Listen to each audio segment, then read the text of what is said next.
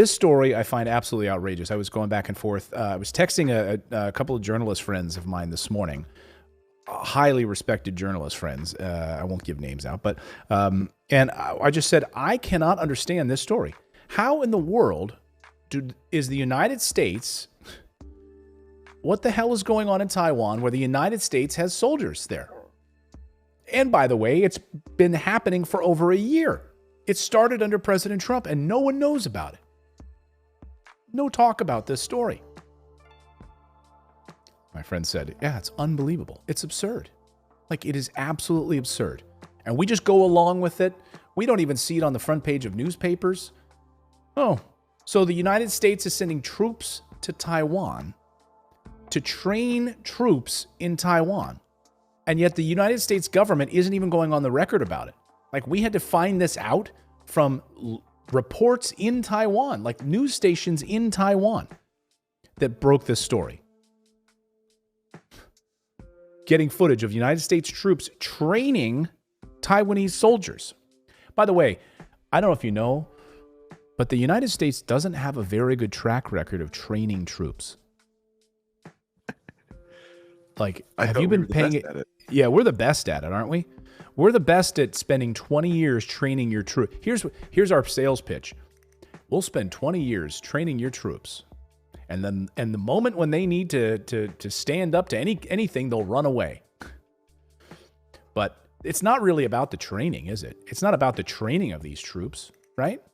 This is, by the way, Pentagon spokesman who says our support for and defense relationships with Taiwan remains aligned against the current threat posed by the People's Republic of China. That's a Pentagon spokesperson. We urge Beijing to honor its commitment to the peaceful resolution of cross-strait differences.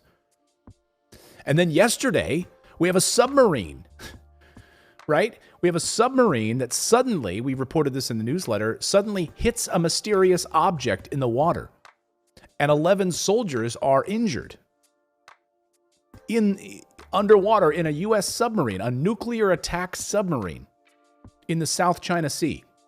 Hits a mysterious object? I'm telling you what, submarines do not just hit a random object that injures 11 people.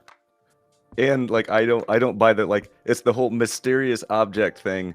They know what it was. Whatever it was. They know exactly what it was. Yeah. And what they'll say is, who knows? It's like, look, at some point, what's going to happen here is they're going to say, that mysterious object, well, it was actually China.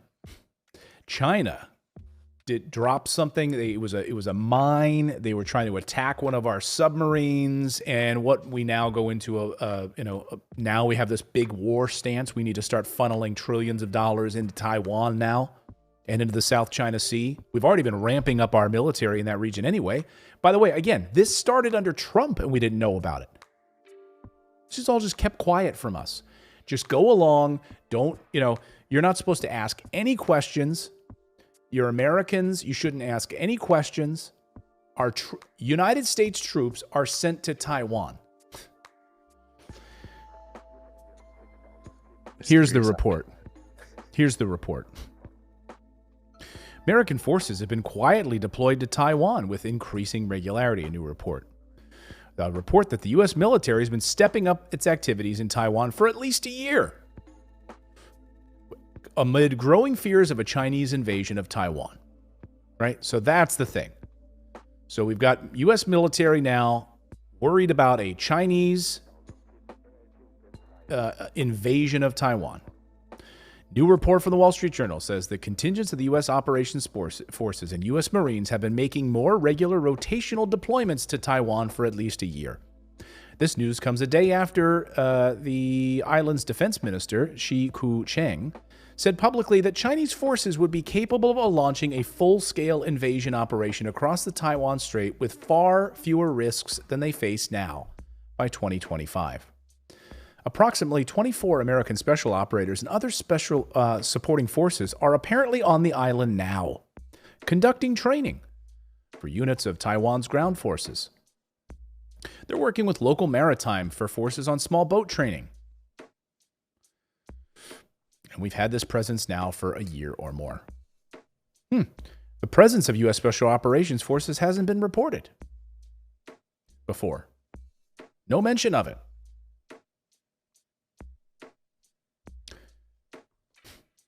Okay. Just shut up. Just go along with it. Don't ask questions. Arlene in our chat says, yeah, don't ask, don't speak. You're not supposed to say anything. Wyatt says, I thought Biden was supposed to be transparent with the public. I mean, yeah.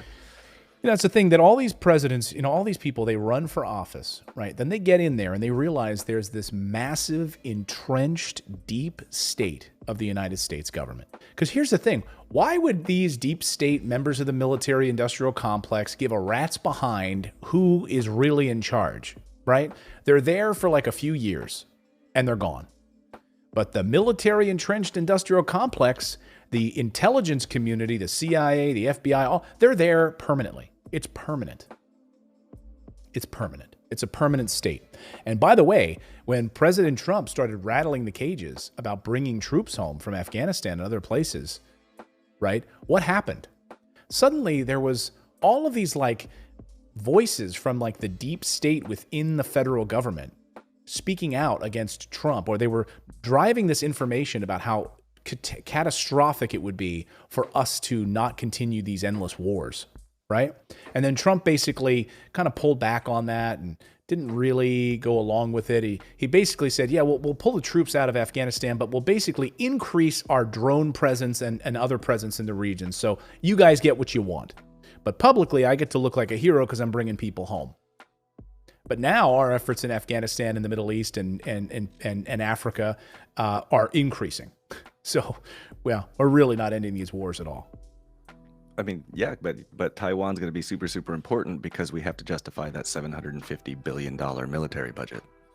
So we need and increasing it. And by the way, it's not even 750 anymore. It's 764. They just added that 30 billion on top of it. They'll probably add another 30 billion on top of it because now we need to be worried about China in Taiwan.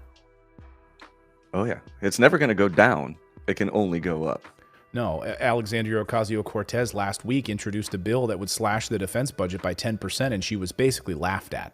I mean, not going to happen. But we got to, by the way, we're sending all kinds of equipment there to Taiwan. We're sending all kinds of pieces of equipment there. So now I guess we're just repurposing stuff. We'll just start sending equipment there. We're going to start sending all kinds of Humvees and all kinds of different craft, jets, and everything else we're going to be sending to Taiwan. So good. Which is interesting because I thought Taiwan was one of the most technologically advanced militaries on the planet.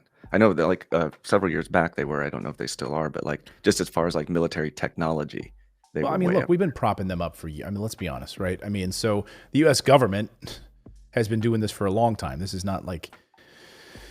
Yeah, we've been funneling the money in other ways clandestinely so that they can get this money. I mean, and the U.S. government has now approved an array of arms sales to Taiwan, including, Viper fighter jets, drones, ground-launched Harpoon and anti-missile ships.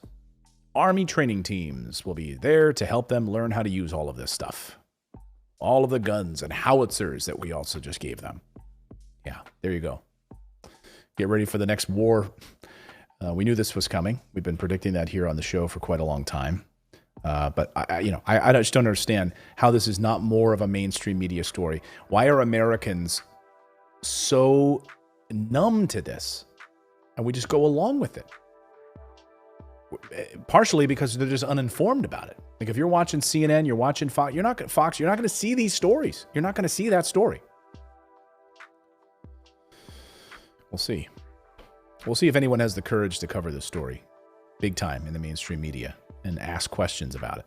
We'll see. And if they do, they're going to buy that whole mysterious object argument. That's how they're going to do it. They'll make a fluff piece about a submarine hitting a mysterious object somewhere in the Pacific. They'll say in the Pacific.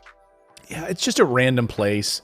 It's just it just hits a mysterious submerged object. We really don't know what it is in the South China Sea. It's just something. It's just but the USS Connecticut is now stable and safe, and those 11 Navy submariners they were injured, but they're okay. It's a nuclear attack submarine. Do you mean to tell me in the South China Sea it just randomly hit an object? What was the object? A bouncy house? What was the object? A big box of Triscuits? Like, what was this mysterious object that it just hits with all of the satellite and radar imagery and everything else we have got in these nuclear attack submarines in this region? Just randomly hits something. Right. Okay. Sure. Thanks for subscribing to the channel. You can also become a channel member by going to morninginvest.com/join, where you can stick it to the mainstream media and support independent journalism. We're able to bring you the stories that you won't see on any of the major billionaire-backed networks. Thanks so much. We'll see you next time, everyone.